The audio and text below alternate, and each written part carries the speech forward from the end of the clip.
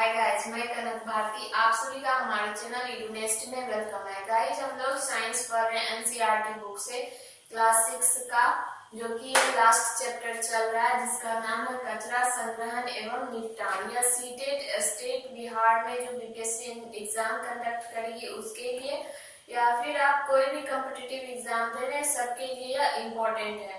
इस चैप्टर से कल एक क्लास हो चुका है और आज कोशिश रहेगी मेरी कि मैं इस चैप्टर को खत्म कर दूं। गाइज, अभी तक अगर आप लोग पढ़ाई नहीं शुरू किए हैं बिहार में जो 7वें चरण की बहाली होगी उसके लिए, तो अब कर दीजिए, क्योंकि हमारे पास समय बहुत कम है। इस महीने में कि पढ़ने के लिए बहुत ज्यादा है, और फिर अभी सिलेबस, ऑफिशियल सिलेबस तो रिलीज नहीं हुआ है, बट हमें वेट मत नहीं करना चाहिए। जो बेसिक चीज है उस पे हमें अपना वर्क शुरू करना चाहिए। तो उम्मीद है कि आप लोग पढ़ाई शुरू करेंगे, या बहुत लोग कर चुके होंगे, नहीं किए हैं तो अब करिए। तो हम लोग देखते हैं कि आज के इस क्लास में क्या क्या मेन पॉइंट है।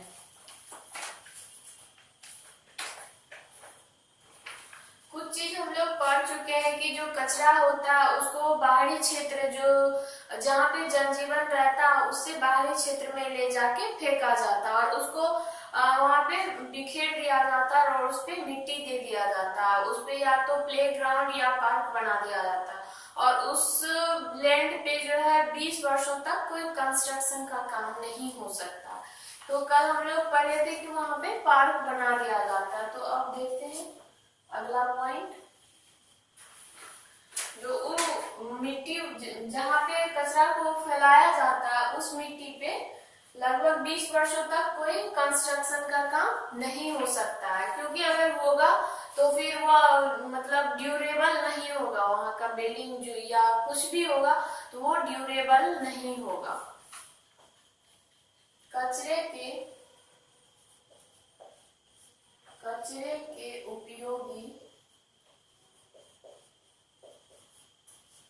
उपयोगी अवयव के निपटान के लिए भराव क्षेत्रों के पास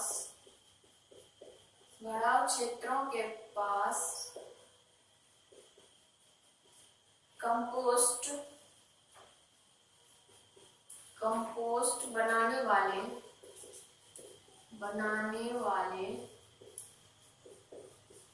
एरिया डेवलप किया जाता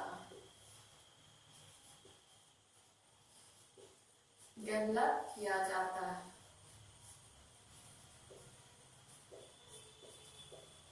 अब जब कचरा को भराव क्षेत्र में ले जाता है, वहां पे कचरा को अलग किया जाता है। जो डिकम्पोजेबल है उसको अलग किया जाता है, और जो नहीं है उसको अलग किया जाता है। तो उसमें बहुत सारे ऐसे, जैसे किचन का वेस्ट है, उससे क्या हम लोग कर सकते हैं, कंपोस्ट बना सकते हैं। तो उसको क्या किया जाता है, उसी एरिया में कंपोस्ट बनाने के लिए एक स्पेसिफिक एरिया डेवलप किया जाता है। कुछ पदार्थों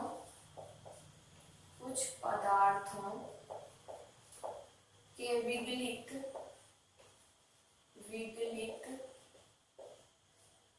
और खाद में परिवर्तित होने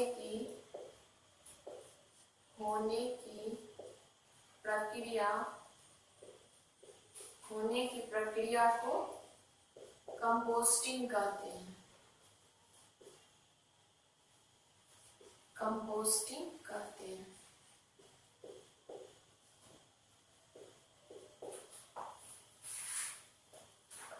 आजकल दो प्रकार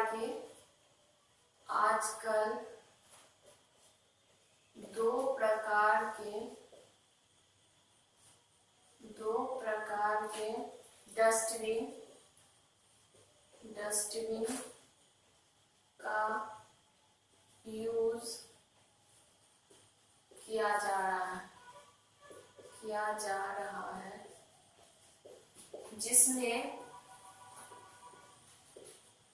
जिसमें आप लोग को भी, हर किसी को नगर पालिका की तरफ से ये दिया जा रहा है दो कलर का कचरे का डब्बा, जिसमें एक ब्लू कलर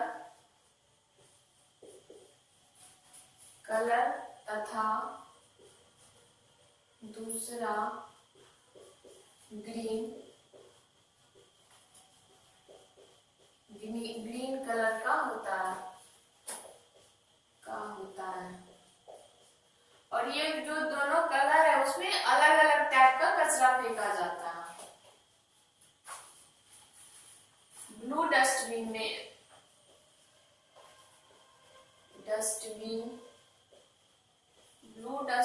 में रीयूजेबल पदार्थ डाले जाते हैं,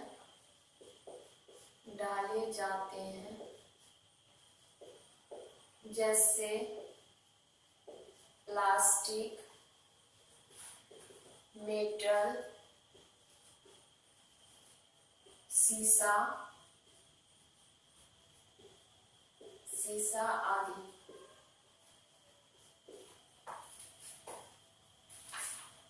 जबकि ग्रीन डस्टबिन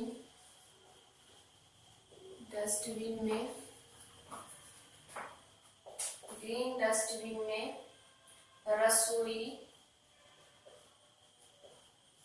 तथा अन्य पादप अथवा जंतु अपशिष्टों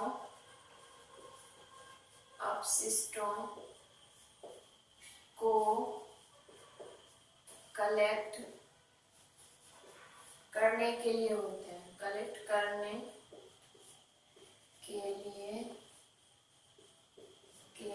होता है।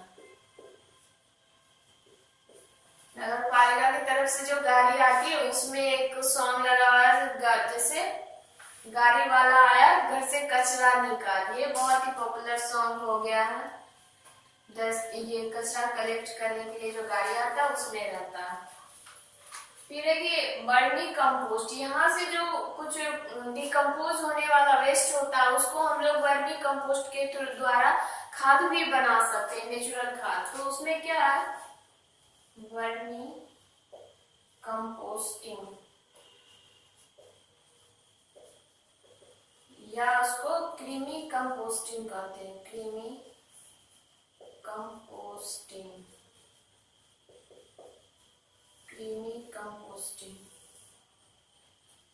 इसमें जो है केचुआ का यूज किया जाता है, जो अर्थवर्म है। अर्थवर्म के बारे में हम लोग जानते हैं कि यह किसान का बहुत ही अच्छा दोस्त होता है, क्योंकि अगर आपके खेत में ये लाल केचुआ या केचुआ जो भी है वो क्या करता है, और मतलब मिट्टी को भुरभुरा बनाते रहता है, इससे मिट्टी का जो है उर्वरा शक्ति बना रहता है। तो उसमें कंपोस्टिंग, वर्मी कंपोस्ट बनाने के लिए लाल केचुए का यूज किया जाता है।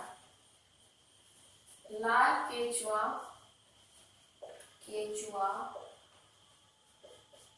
रेड अर्थवर्म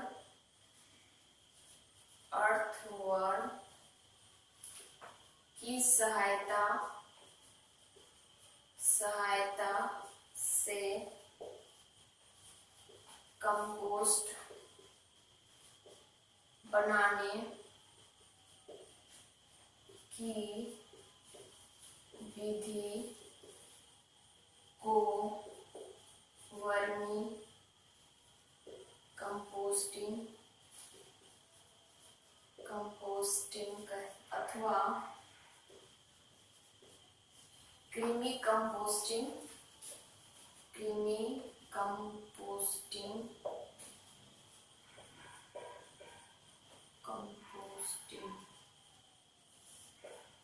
कहा जाता है।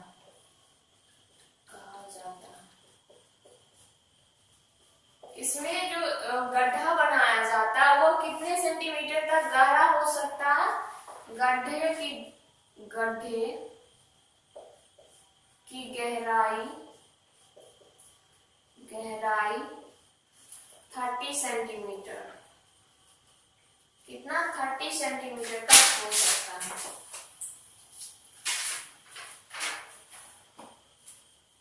फिर लाल केंचुए के दांत, इसको टीथ नहीं होता, दांत नहीं होते हैं। इसमें एक विशेष स्ट्रक्चर होती है जिसे गिज़र्ड कहते हैं, जो भोजन को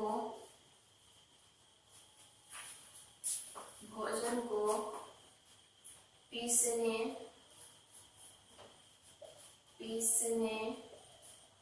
में इनकी सहायता करता है।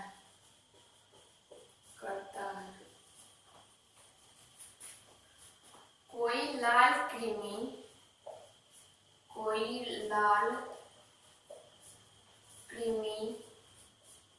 एक दिन में अपने शरीर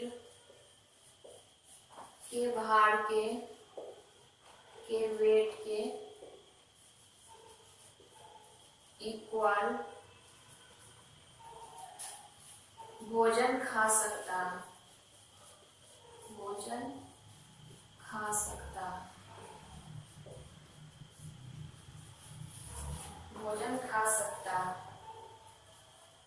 यह बहुत गर्म अथवा ठंडे वातावरण में जीवित नहीं रह सकता है। क्या है ना, लाल केंचुआ को ज्यादा गर्म अथवा ठंडा वातावरण नहीं चाहिए, उसको मतलब न्यूट्रल टाइप के हैं कि वो वैसा इसके लिए जरूरी है। और मॉइस्चर की आवश्यकता होती है। अगर आप कंपोस्ट बना रहे हैं और उस गड्ढे में लाल केंचुआ को दे रहे हैं तो वहां पे मॉइस्चर होना आवश्यक है। उन्हें आसपास मॉइस्चर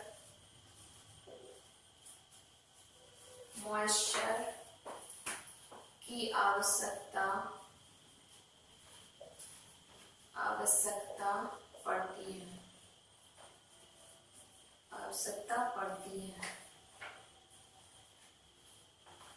और इसमें है कि जो हमारे घर से कागज का कचरा निकलता है उसका क्या है, पुनः चक्रण संभव है और उससे नई नई चीजें बनाई जा सकती है। तो गाइस, आज हम कोशिश की है कि इस चैप्टर को खत्म कर दें और आज हमारा 6th क्लास का जो साइंस का बुक है एनसीईआरटी वो कंप्लीट हो गया है। अब अगले क्लास में हम लोग 7th का पढ़ेंगे। अगर आप लोग कुछ वीडियो पसंद आए, कुछ गेन कर रहे हैं वीडियो से, तो चैनल को लाइक शेयर सब्सक्राइब कीजिए। धन्यवाद।